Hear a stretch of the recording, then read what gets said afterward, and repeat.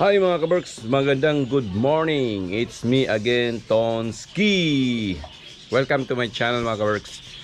Today's video mga kaberks ay maglagay tayo ng charcoal dun sa septic tank para mawala yung amoy. Kasi kahapon pinapasak ko yung mga dumi dun sa aming kuwan kasi puno na yung septic tank namin.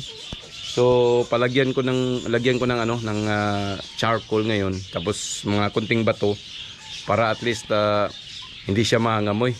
So let's go mga kaberks, pakita ko sa iyo yung septic tank. Few moments later.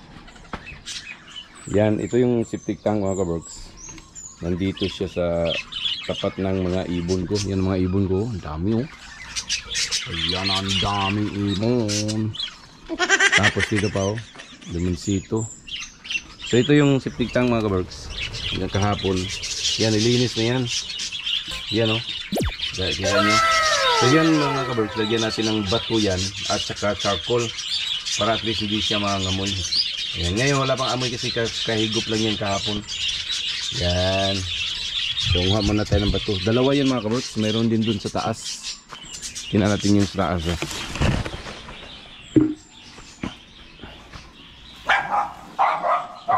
Isa. Yan.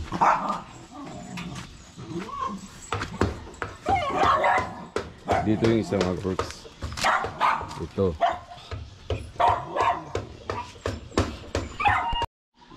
Yan mga kaberks. Ito yung isa mga kaberks. Yan o. So wala na rin laman din. Yan. So lalagyan natin yan ng charcoal at bato. Ito yung mga tanim kong mga sibuyas mga kaberks. Yan. So dyan lang siya. Ang ingay na aking mga aso-aso. Yan o. Kit.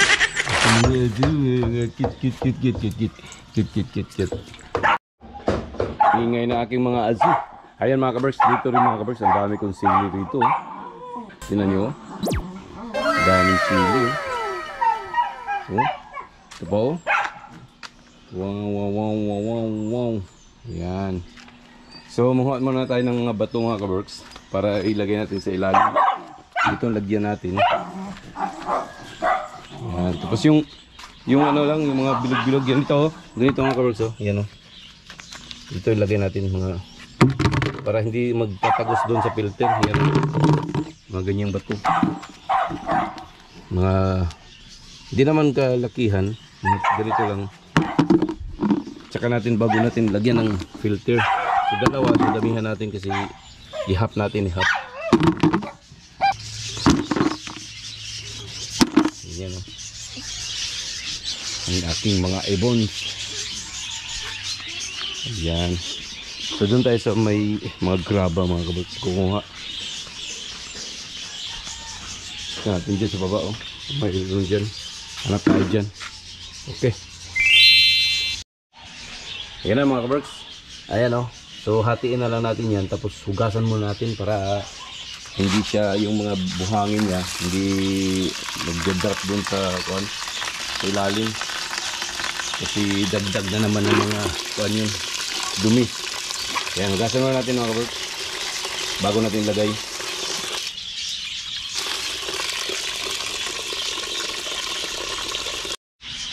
Yan. So lagay natin ito kalahati mga kaberks dito sa ating yan.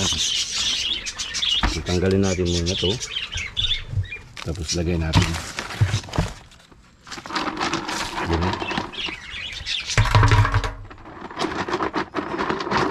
So, matabunan lang siya na.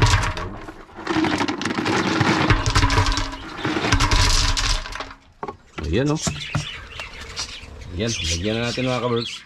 Tapos patungan na natin siya ng uling. Pero natin siya ikatag sa baba bago natin lagyan ng uling. Okay. So kuha muna tayo ng uling para tapos yung sa kabila din lalagyan din natin ng ganyan. Kuha muna tayo ng maraming bato din. Okay, kuha muna tayo ng uling mga kaberks. Few moments later. So nandito yung uling mga kaberks. Madilim dito. Sa bodega namin yung tingnan nyo yan bodega yan. Ito yung uling mga kaworks. Ito mga kaworks eh. Yan oh. Yan, marami oh. Magpa tayo rito.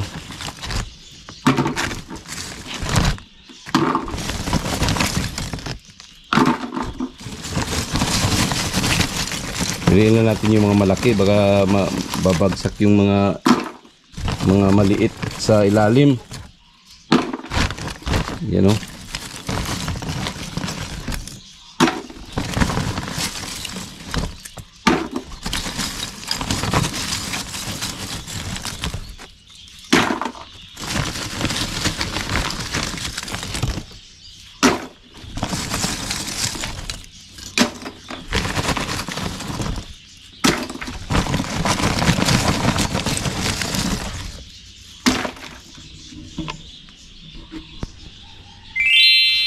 Yan na mga kaworks. Lagay natin doon. Yan o. Ganda ng boses ng aking mga ibon mga kaworks. Yan. So, lagay natin to. Yung tama na yan. Kalahati na. Yan. Yan mga kaworks oh. So, hindi na siya mangangamoy. Takpan natin, takpan. Oops. Yan. So doon din sa kabila, lagyan din natin yung mga kabugs. Yung dami ng ibon mga kabugs, oh. Scarlet ibon. Dami sa ibon. Oh. Sa ubo, hindi makita. Dahil pasukin natin muna mga kabugs. Pakita ko sa inyo yung ating mga ibon.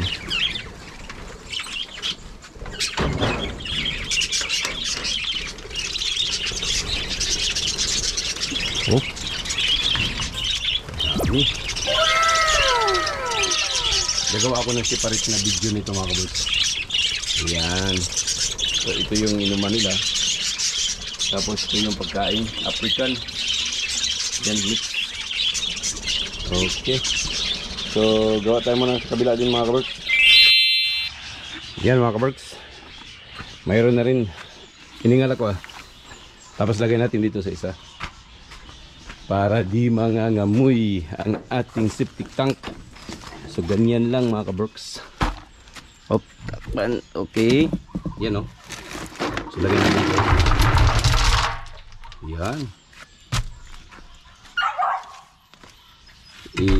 Ano lang natin sa puwit para maging filter lang siya.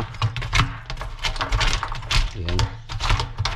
Para hindi babagsak yung uling. Yan. Tapos kuha tayo uling mga kaworks. Okay. Kuha tayo uling ha. So yan mga kaworks, nakakuha na ako ng uling. Ito pakita ko sa inyo ha. Yan. Tapos lagay natin doon. Yan, lagay natin dito. Yan na. So para hindi na mangangamoy ang ating septic tank. Yun. Gawin natin lahat. Tapos i-ano natin. Yan, i-level. So mapifilter na yan yung amoy dyan mga kaworks. So ganyan ang pagpakontrol ng amoy ng ating mga septic tank. Yung filter niya dyan sa taas, yung parang takip, lagyan nyo ng una bato. Pagkatapos para hindi didirin, lagyan nyo ng uling kahit hanggang kalahati lang. Yan o. So hindi na siya mangangamoy, hindi na siya maka-expose yung amoy niya kasi pinifilter na. So yan, takpan na natin mga kaworks. Dalawa kasi yung ano namin dito. Dalawa yung aming septic tank.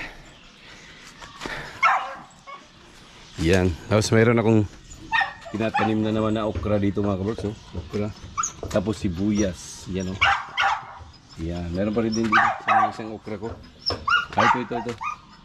Yan o. Oo, yan. Tapos ang daming sili. Yan. Ayan. So yan lang muna mga kaworks. Kung nagustuhan nyo ang aking video, Please like, share, and subscribe para at least may alam din yung iba kung paano mawala yung amoy ng ating mga septic tank. Please like, share, and subscribe at huwag kalimutang kalimbangin ang bell para ma-notify kayo sa sunod ko mga videos. Bye-bye mga kabrats, bye-bye!